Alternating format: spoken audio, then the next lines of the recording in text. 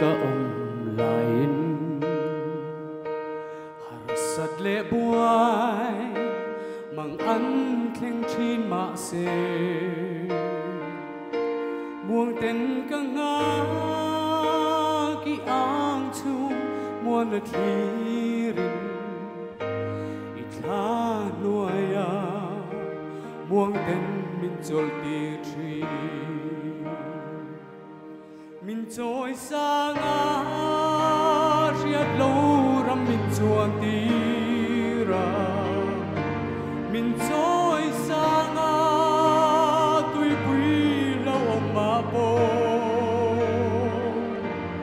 i thei na a ti chakin ka om trina min choi sanga le tu ka lo ni da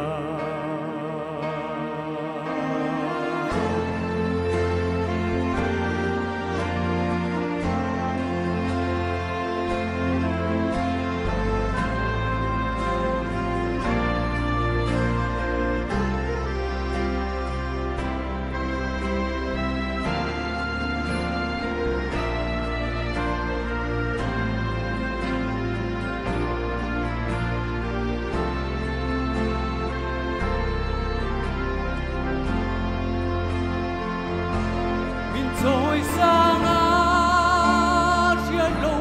ra mình chuông tí ra mình rồi sang á tuy quý lâu ông bà bố ít thấy na thì chắc kinh cả ông chi na mình rồi sang á nè tu ka lo ni ta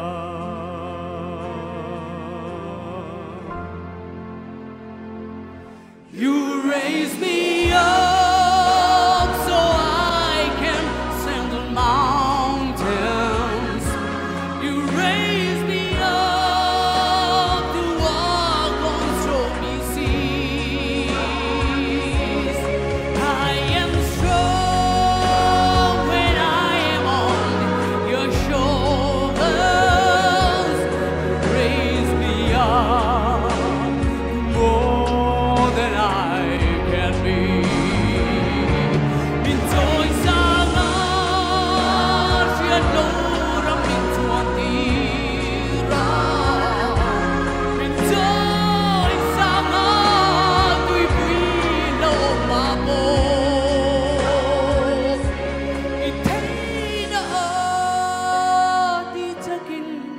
ka om trina min trôi sang á nè tu ka lo ni ta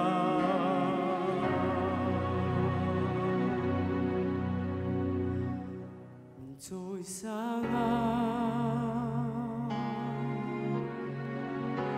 nè tu ka lo ni ta